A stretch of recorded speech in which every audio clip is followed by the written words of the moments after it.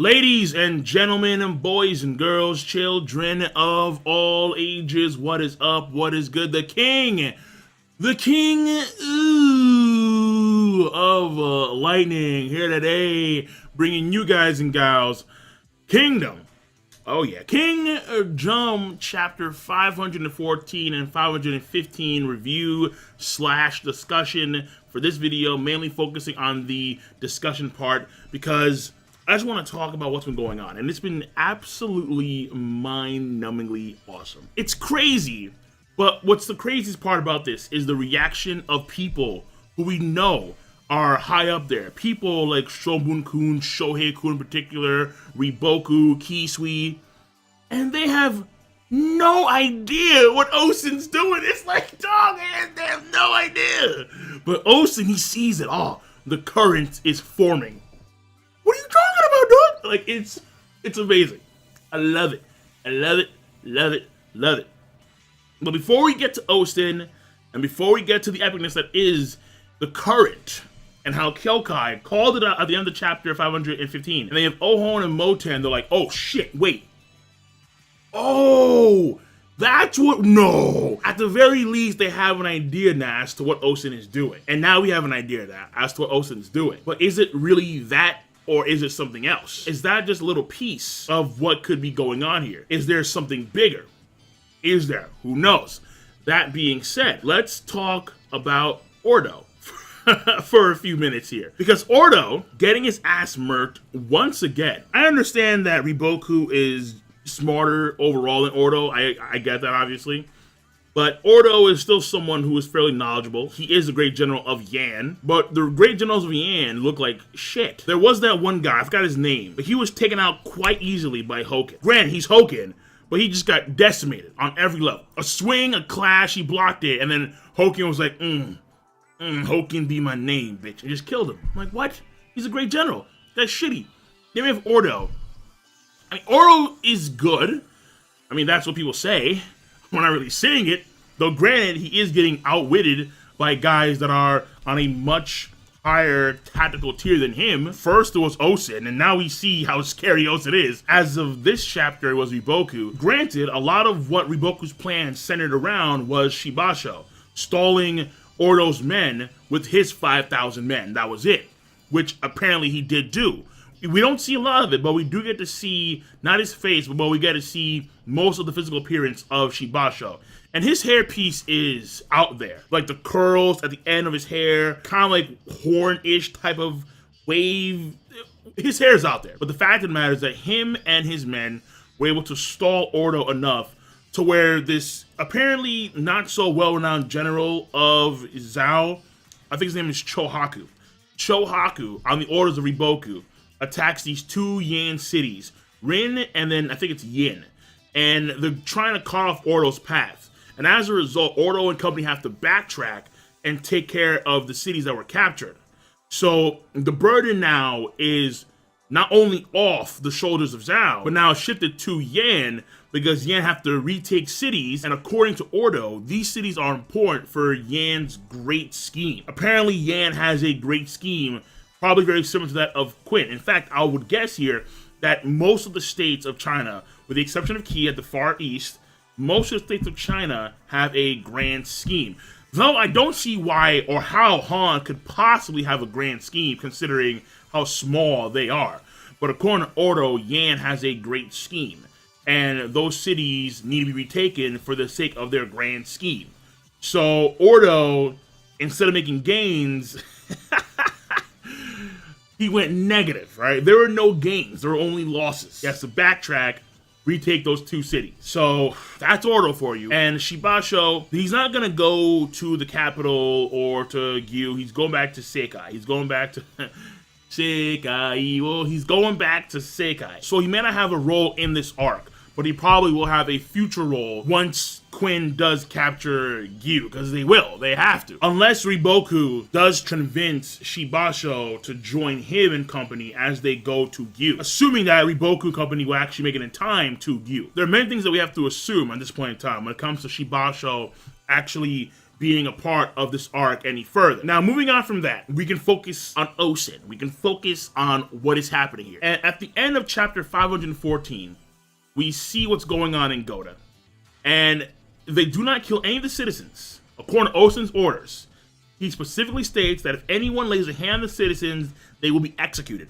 On the spot, immediate, no hesitation. So even Kanki's boys have to keep themselves in check. And all they're doing is getting food and, of course, getting loot. But the main thing here is the citizens are kept alive. And Ousen acts like he's a very kind and humble general, but he's not. Of course not. He's Ousen. If Ousen needed to, he would probably kill them all on the spot. Let the Kanki boys loose.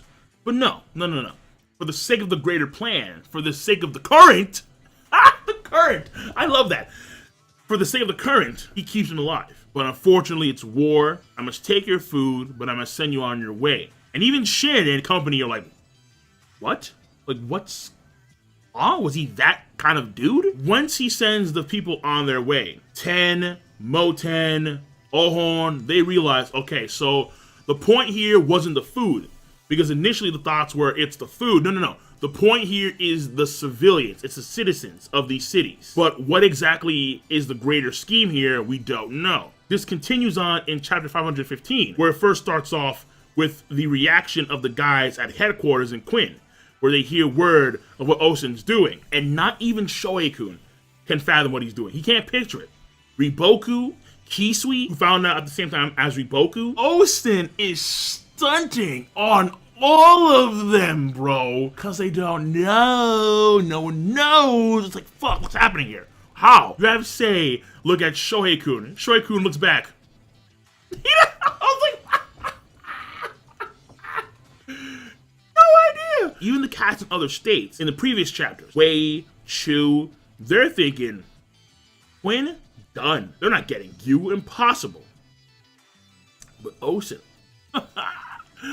I stand alone, Ousen, confident, and his plan and the current moving forward. So here's what happens. Well, you guys know what happens, but here's a gist here. And by the way, one of the cool scenes was when Shin yells at Ousen, hey, Ousen, what the hell's happening here? Like, what are we doing? Ousen just rides up to Shin, just huge. We're going to continue doing this. You, the Haishin unit, the Gakukai unit, and Owen's unit, the Gyo, I forgot what they're called. You guys combine together, my unit, the Ousen unit, we're gonna go and take care of these other cities, as well as the Kanki unit. And you're gonna follow the same method. Take the food, don't kill the citizens, and send them east. In the meantime, their path, Ritsubi, their escape path has been cut off. And that reminds me of something. When Ousen was talking to Shin, Ousen was staring at Oki's glaive, and Moten mentioned that. Now, Oki is part of the O branch family. There may be some type of tension there, almost like a Neji Hinata type of thing, between Ousen and Oki. I mean, Oki, damn lips, niggas on a whole new level. Mr. Magnificent. But there could be something going on there between Ousen and Oki.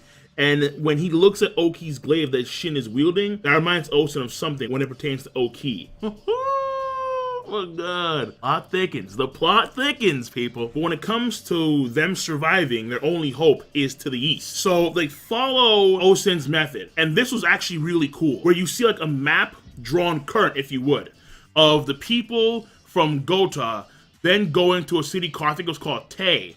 And then from Tei, that's when the main army splits off into 3 divisions. That's when they go to these cities, they force the citizens east. And so what's happening is that the people that have escaped from previous cities are now having to leave again because Ousen continues his march through these cities. So the folks at Gota, who then go to, I think, a city called Tei, who then go to another city, these folks haven't gotten that much food at all because they keep on having to have to leave because Ousen is forcing them out of the cities and taking their food. So they're starving. And again, we're talking about mainly non-combatants here. So we're talking about old ladies, old men, children, wives, guys that can't fight anymore because they're injured, non-combatants. This flood of non-combatants is now all heading for Gyu. And as a result, Kyokai, she sees them as locusts. The supplies of the guys in Gyu is going to run extremely thin very quickly. That's probably what most folks are thinking about right now. In a sense, what maybe could happen is that they may focus on taking on some of the reinforcements that may come and try and assist Gyu as opposed to fighting Gyu itself. Maybe. Starve them out. They're already very isolated. They have a freaking moat and all types of stuff.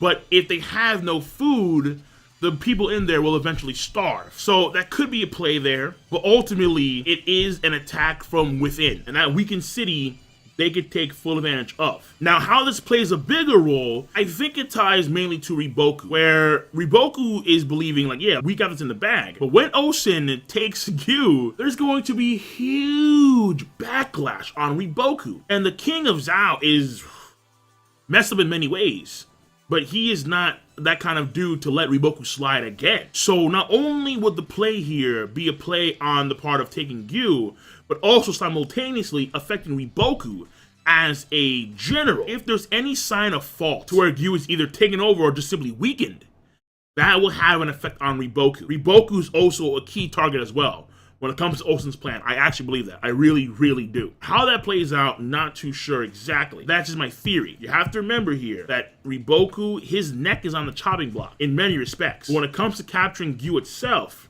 right now, the method is simply devour them from within. And the civilians, I'm not too sure if Ousen's done this or not, but he could have spies with the populace because there's so many refugees. He could have people infiltrate as civilians and from within create chaos as well. Like on some Trojan horse shit. Ooh, oh my God.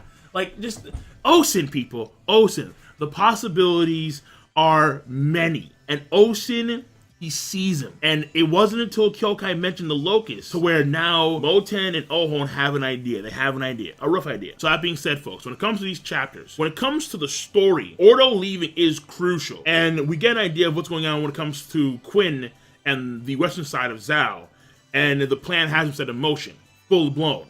So chapter 514, I would say, is more important than chapter 515. We get an idea, we get a much clearer idea of the plan itself. And the plan itself continues on its course in chapter 515, but that all starts in chapter 514, as well as the East being taken care of because Ordo's now leaving. And on top of that, in chapter 514, for characterization, there is more there because we get to see more of the character Shibasho. In chapter 515, when it comes to character, I really want to say there's any character that gets any growth or characterization. I mean, Ousen just keeps on doing Ousen. I mean, maybe you could say Kyokai, because Kyokai kind of like figured it out. That was smart on her part, but Kyokai has been the type of person that's always like gotten things oddly, like weirdly. She can kind of sense these things, so it's not really new for a character, but it is impressive nonetheless. So when it comes to character, for both chapters, not that much there at all, but chapter 514 does have a little leeway there. So overall, chapter 514, I'm gonna say, is a great plus chapter. Chapter 550, I'm gonna say,